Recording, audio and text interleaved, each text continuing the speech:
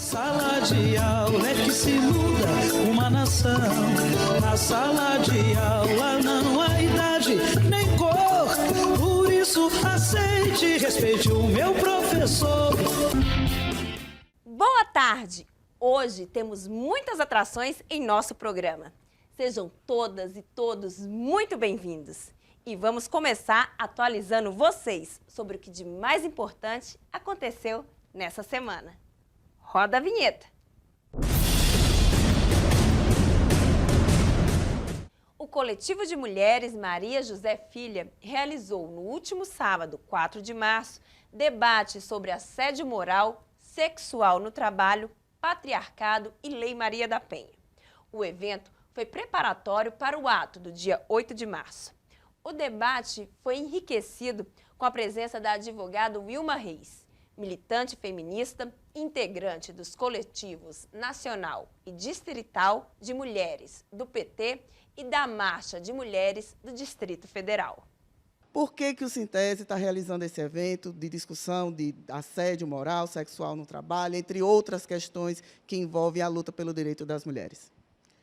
Carol, o Sintese está realizando esse debate por entender que a luta das mulheres precisa ser uma luta unificada. E, sendo assim, essas mulheres também precisam se empoderar.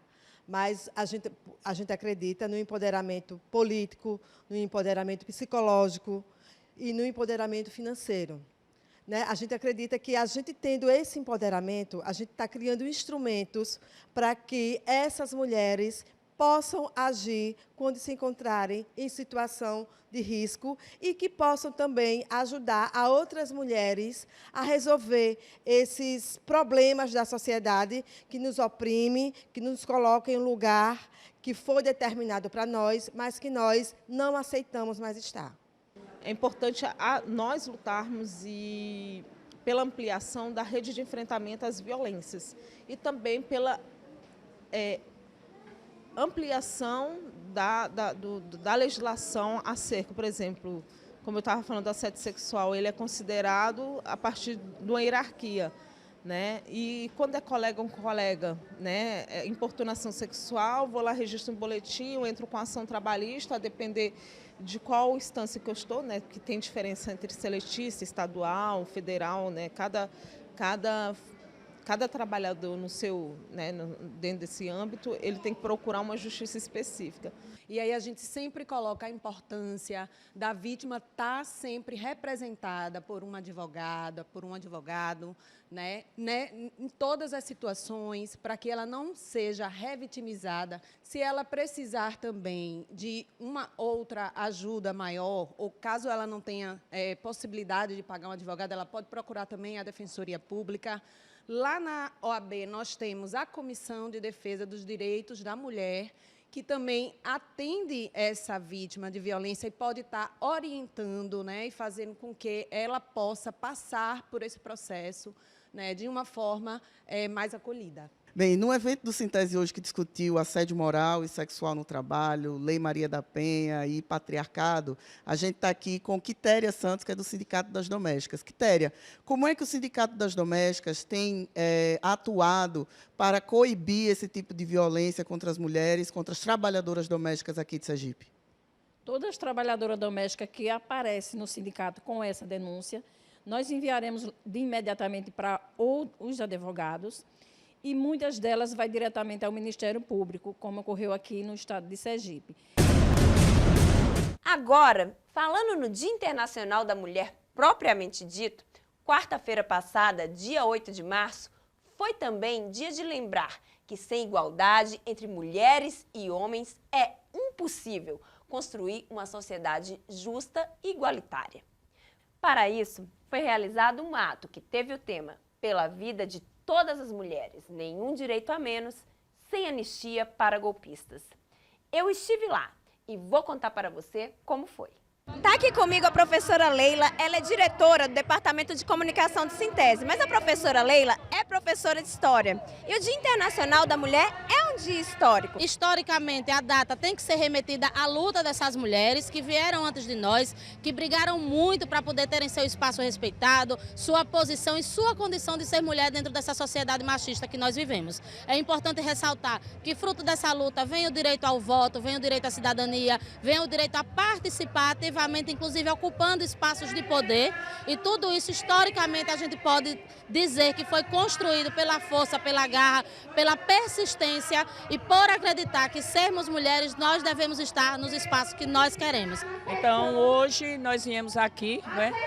Estamos aqui, saímos da Praça General Valadão, onde várias entidades, várias mulheres fizeram suas falas. Nós estamos aqui na Câmara para pegar aqui um pouco da fala da companheira Ângela Mello, que está aqui, da companheira Sônia Meira e da companheira Sônia Brasil e outras companheiras que estão aqui. Vamos também na LESE cobrar também lá dos deputados, né? Porque nós queremos respeito. Nós queremos dignidade, nós não só queremos como nós merecemos. E também, né, fazer um apelo aqui para os companheiros, né, os homens, ter uma compreensão um pouco nesse debate de nós mulheres. E também chamar a responsabilidade para nós mulheres, que esse debate ele seja feito entre homens e mulheres. Não adianta a gente debater o tema mulher só entre a gente. O direito é seu. Atenção, professoras e professores. No nosso quadro Direito é Seu de hoje, o Dr. Hildon vai falar sobre remoção do professor de uma para outra unidade escolar. Algo que acontece sempre no início dos anos letivos, sejam nas escolas de redes municipais ou na rede estadual sergipana. Seja bem-vindo, Dr. Hildon. Vamos falar desse assunto tão importante? Com certeza. Então, bom trabalho. Pois bem, de uma forma geral, os estatutos do magistério sergipano falam que a remoção pode ocorrer de duas formas. A primeira é quando o próprio professor ou professora solicita à Secretaria de Educação o desejo de ser removido de uma escola para outra. Mas a segunda forma da remoção é a mais questionada pelos professores, pois neste caso não é o desejo do professor ou da professora que está sendo exercido, e sim é o poder do gestor da educação em querer remover um professor ou uma professora de uma escola para outra. Quando acontecem esses casos, o gestor da educação tem a obrigação de observar se há mais de um professor ou uma professora lecionando na mesma unidade escolar e na mesma disciplina. E existindo, a remoção deve seguir alguns critérios de desempate para saber qual professor ou qual professora poderá ser removido. Será levado em consideração se o servidor responde ou não o processo administrativo, a formação e a qualificação do professor, o tempo que ele tem em sala de aula, o tempo que ele tem na rede pública de ensino, como também o tempo que ele tem naquela unidade escolar. E a execução de projetos pedagógicos e pesquisa também é levada em consideração. E se ele reside próximo ao seu local de trabalho, é também um dos grandes requisitos. Somente após essa análise é que o gestor deverá decidir qual professor e qual professora deverá ser removido. Pois, caso ele não observe esses pontos da lei, a remoção poderá ser considerada ilegal e impedir que a remoção aconteça. Sendo assim, havendo alguma dúvida sobre este assunto, procure o Sintese e agende um atendimento com seus advogados para o mesmo esclarecer este assunto. A todos, um forte abraço e até o próximo programa. O direito é seu. No Cine Resistência deste sábado, você vai conhecer a história do professor Ron Clark. No escurinho do cinema, chupando drops de anis, longe de qualquer problema, perto de um final. Em sua pequena cidade natal, Ron Clark leva uma vida confortável, como um bem-sucedido professor primário. Porém, ele sabe que pode ser mais útil em outros lugares e, seguindo seus instintos, se muda para Nova York, onde muda a vida de muitos alunos. Como sempre, para assistir a esse filme, basta procurar no YouTube a história do professor Ron Clark. Bom aprendizado para todo mundo! No escurinho do cinema. Hoje, em nosso quadro Nossa Luta de Cada Dia, nós vamos conversar com a professora Adenilde Dantas, diretora do Departamento Jurídico do Sintese. Adenilde, desenvolve uma pesquisa sobre mulheres sindicalistas. Boa tarde, Adenilde, tudo bem? Boa tarde, Luana, tudo bem? Professora Adenilde, vamos falar aí sobre a importância da ocupação de espaços pelas mulheres dentro dos sindicatos. Pode ser? Pode ser. Então, conta pra gente por que essa ocupação é importante. Essa ocupação é importante porque nós somos mais da metade da população, né, mundial, e nós estamos em todos os espaços da sociedade, né? E a mulher precisa, além da luta sindical, da luta trabalhista, a mulher também precisa empreender uma luta pelos seus direitos, para a igualdade de direitos. Então, é importante que ela esteja presente na luta sindical. Professora Adenilde, uma coisa que a gente sempre destaca aqui é que o magistério é formado majoritariamente por mulheres. E aí são mais professoras do que professores. Em termos estatísticos, isso também se reflete quando a gente vai falar assim, dos sindicatos docentes dentro das entidades sindicais de professores e professoras? Infelizmente não, Luana. O que é que a gente vê? Tem um dado do perfil do professor de 2021 que mostra que as mulheres são maioria em todas as áreas da educação, né?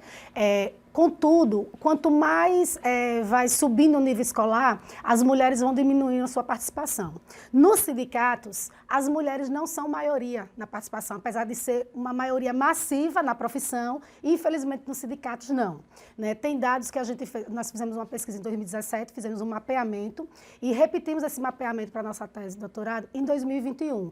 E mostra o quê? Mostra que as mulheres ainda não são maioria nos sindicatos, as mulheres são subrepresentadas. Por que eu estou dizendo subrepresentadas? Porque se elas são maioria na categoria docente, elas também deveriam ser maioria dentro do sindicato, não é isso que a gente vê. O Sintese é um sindicato que é de maioria mulheres, sim, mas esse dado do Sintese não se repete em outras regiões do Brasil. Tem regiões do Brasil que as mulheres são minoria. E não somente nos sindicatos, mas também nas confederações, né? A gente tem duas grandes confederações, que é a CNTE, que é a Confederação Nacional dos Trabalhadores da Educação, que hoje, com a paridade, tem 50%, né? 50% de mulheres, 50% de homens. Mas já contém que é uma confederação de professores das escolas particulares, as mulheres chegam abaixo de 26% na participação das diretorias. Então, você vê que o sindicato ainda é uma área masculina. Nesse sentido, Adenilde, né, do que você está colocando aqui para a gente, existem, então, barreiras que impeçam com que essas mulheres ocupem esses espaços de direção dos sindicatos? Existem, né? Desde a participação da mulher que adentra o sindicato até a mulher que chega a determinar a diretoria do sindicato, existem barreiras. As barreiras são aquelas ligadas ao gênero, né?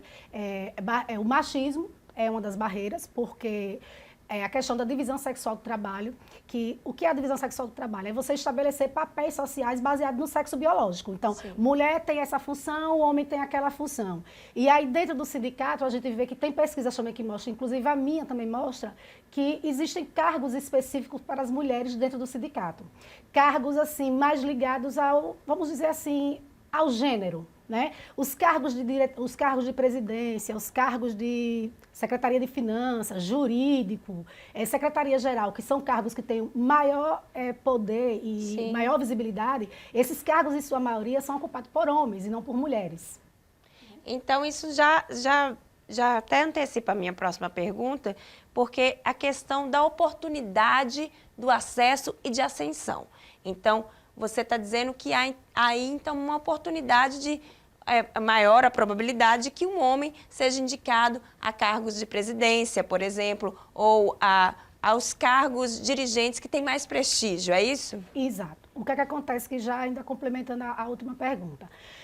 As mulheres têm uma dupla jornada de trabalho, uma tripla jornada de trabalho, né? As mulheres também assumem o papel de cuidar da família, né? Cuidar dos filhos, cuidar do marido, cuidar das pessoas idosas, da própria saúde. Então, as mulheres que trabalham fora e têm essa outra atribuição, elas acabam sobrecarregadas. E muitas vezes, quando elas são convidadas a participar do sindicato, elas acabam dizendo, não, eu não tenho tempo, eu não posso. E isso acaba sendo também aí um impeditivo.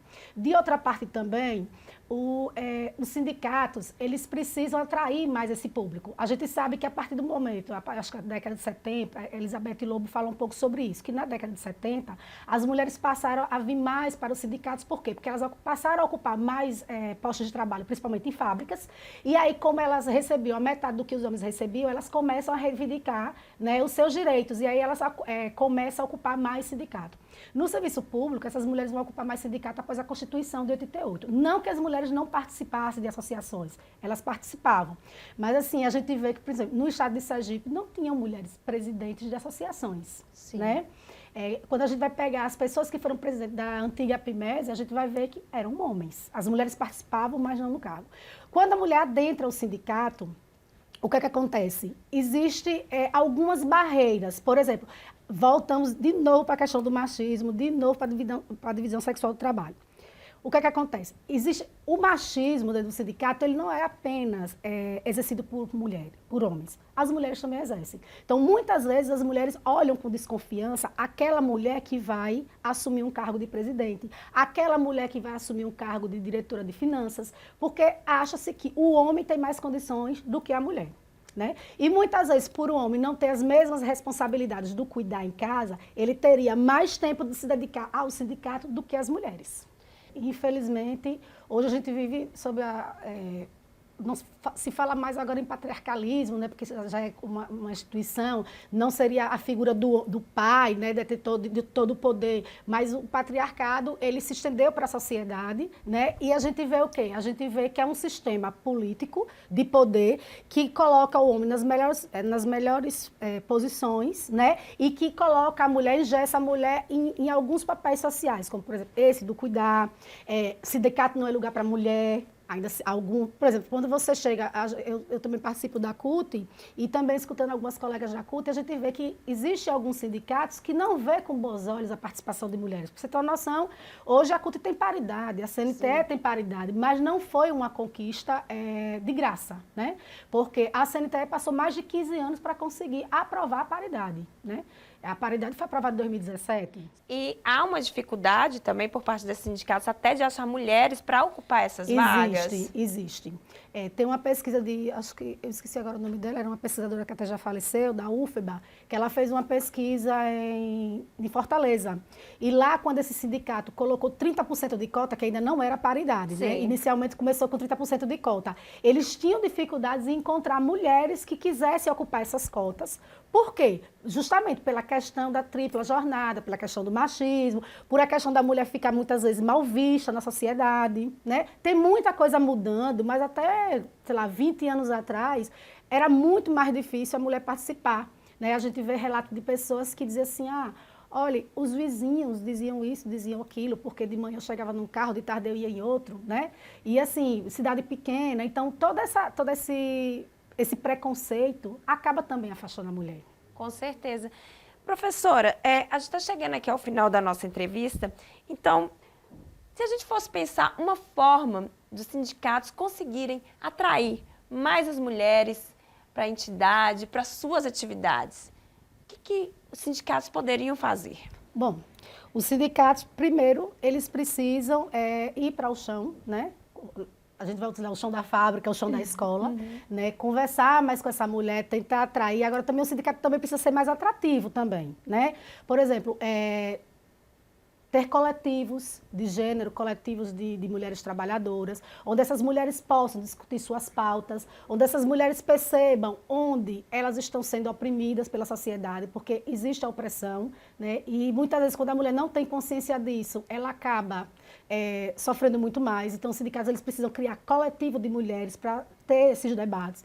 Os sindicatos precisam, quando ele já traz essa mulher para dentro do sindicato, eles precisam empoderar essas mulheres através de quê? De formação. Formação política, formação de como essa mulher, ela chega, por exemplo, numa delegacia sindical ou ela participa de uma comissão de negociação, essas mulheres precisam ser formadas a como conduzir, não deixar como é que eu vou dizer, isso apenas para os homens.